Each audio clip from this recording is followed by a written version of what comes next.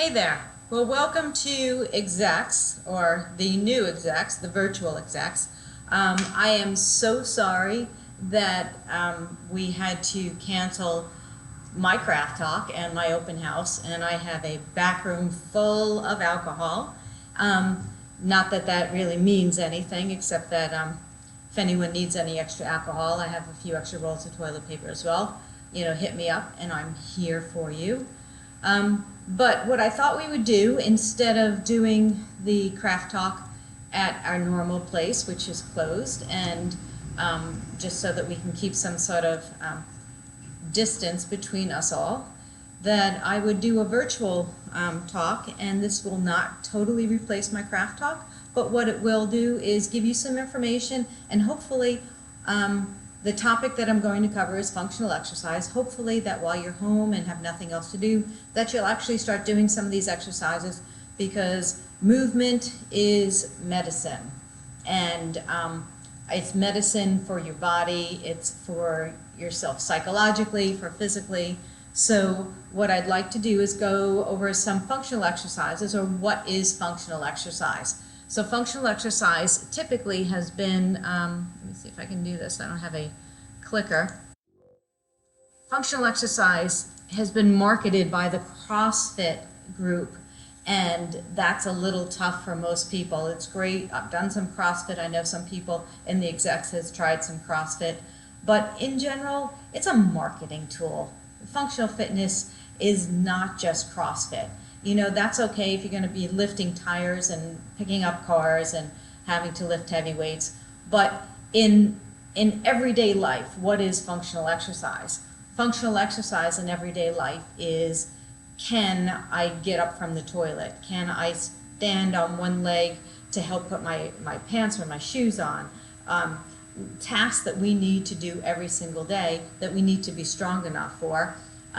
So that is functional exercise in my realm, in my business, and I'm going to give you some tips on that. So functional exercise can be, like I said, getting up from a chair or gardening or doing tasks like that. And so who has ever made a New Year's resolution to get fit? I'm sure everybody has. I certainly have. I've made New Year's resolutions, or just promises to myself that I'm going to get fit, I'm going to lose weight, I'm going to exercise, all that other stuff. And yes, it works when you do it. And then what happens? Should you get fit? Should you train for a climb on Mount Kilimanjaro?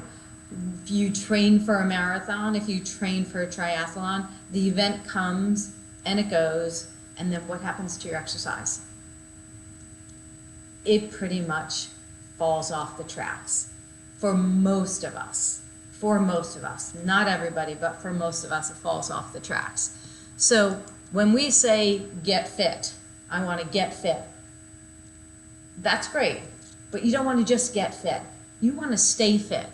So we want to look for infinite fitness, and infinite fitness would be Barbie. Barbie has never changed.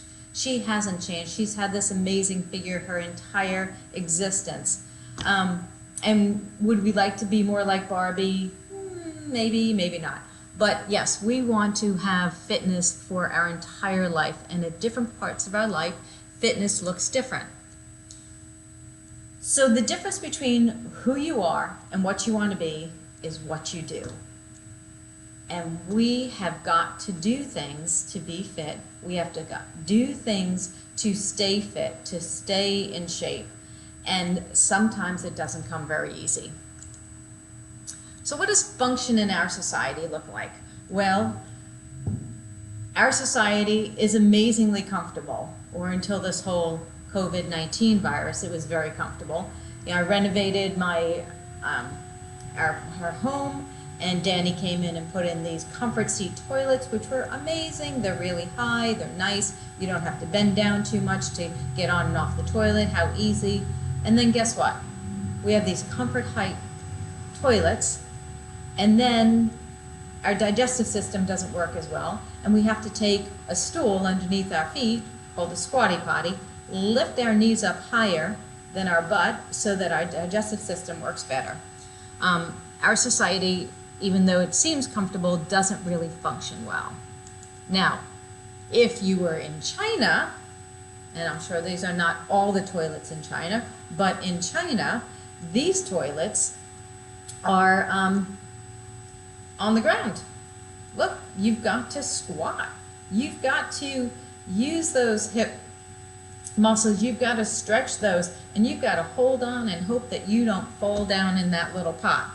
And thank goodness there's a sink nearby to wash yourself. So what happens when we functionally don't use those muscles every day? We don't bend down deep and we don't get up. We don't train our muscles. We don't do Tai Chi every morning. We don't do any of those things. We get into a position like this person here, help, I've fallen and I can't get up. And you know, that's a tagline for, I forget what that name is, but it's a tagline for that that alarm company. I don't think she's going to get it here in the garden, help, I've fallen and I can't get up. So other things in our society are comfy chairs, you know, and our airline chairs and our car seats and everything that puts our body in a position that is not conducive to strengthening our body. Using our phones and getting text net.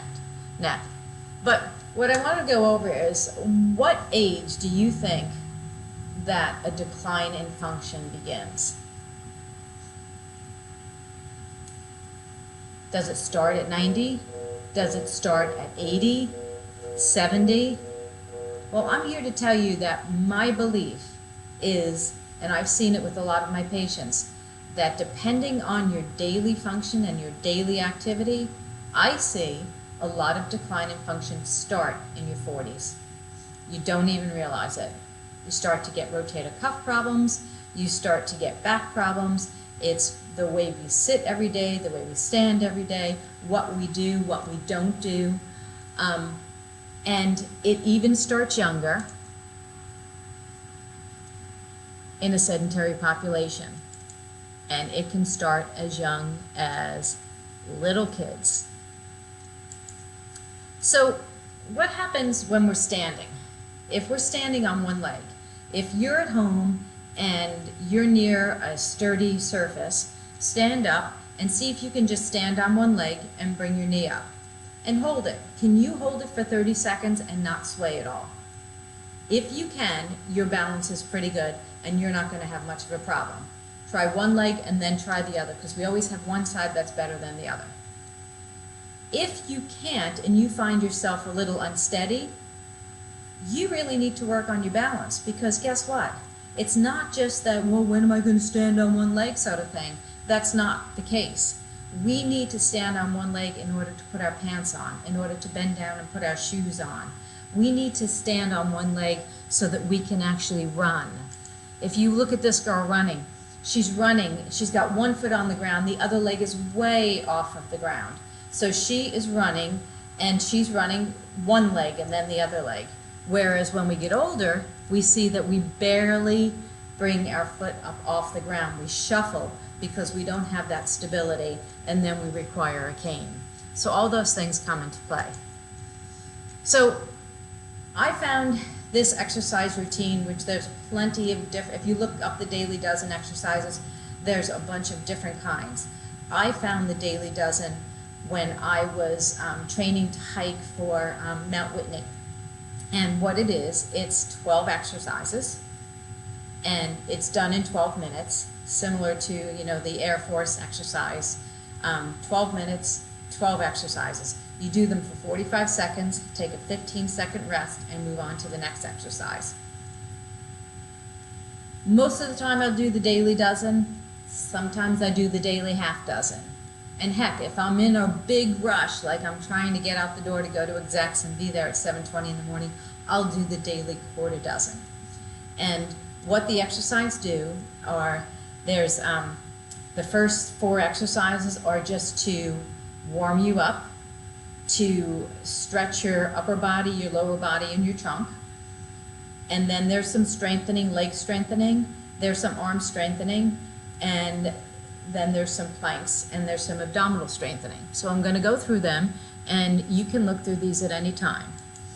So the first exercise is what we call the standing bicycle. So you put your hands behind your head, interlock your fingers, and you touch your one elbow to the opposite knee, and then you switch off to the other elbow. So your left knee is with your left elbow is with your right knee, and then your right knee is with your left elbow.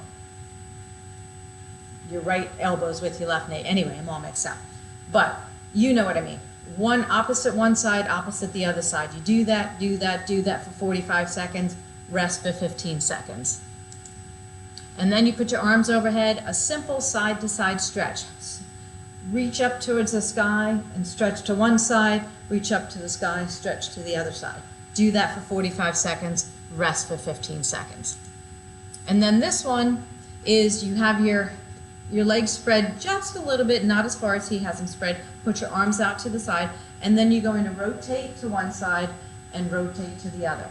And this is a trunk rotation exercise, and this really helps crossing midline. It helps with your arms, keeping your arms out steady. And believe it or not, for 45 seconds, keeping your arms in that sort of position can be very difficult for some people. The next one is a simple squat. If you notice this woman, as she squats, her knees are behind her toes. If I was her trainer, I would tell her to try to work on her back being a little more upright, but that's okay. If your knees are like that, you don't have to go into a deep squat if you can't.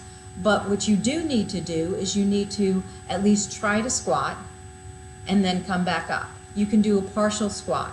And guess what? If you can't squat, sit down in the chair and then stand up, and sit down and stand up, because that is a squat, sitting down and standing up. And I would suggest that most people try that, because I've watched a lot of people, and when I'm in a big crowd and I watch people getting up from a chair, most people have to use their arms to push up. That's not such a good thing. That means that your legs and your glutes are not strong enough to push your body up. So work on that. And then there's the lunges. And a lunge is a simple lunge. This is a deep lunge. You don't want to have to put your knee all the way down to the floor if you're not steady. If you are and you're a little more advanced, you can do this whole lunge and then switch legs and do the other leg. And then we have the sumo squat. The sumo squat is the one that's on the right, where your legs are spread a little further apart and you bend all the way down as much as you can. So this works on your hip mobility and your hip flexibility. And then I put this one in because I think it's really important, and this is a clam. And a clam is, let me see if this video will go. You are on your side, your shoulders and your hips are in line. Oops, sorry. Your shoulders and your hips are in line. Your ankles are together, and then your knee comes up and comes down. Do not let your hips roll back and forth. Your knee should come up and then come down, and then do the other side. Now, you'll probably feel it in your buttocks muscle. If you do, you're doing it right. And then we go towards the next one, which is the lying down bicycle. This is for your abdominals, your opposite elbow to your opposite knee, and back and forth, again, 45 seconds. Then we have the flutter kick. You don't have to get in the mud for this. All you have to do is lie on your back, one leg up, one leg down. This will get your lower abdominals. And then last but not least, the good old plank. If you can do a plank for 45 seconds first time out, you're doing pretty good. I would try 20 seconds, 30 seconds, and work up to 45 seconds. So all these exercises combined will help you maintain function.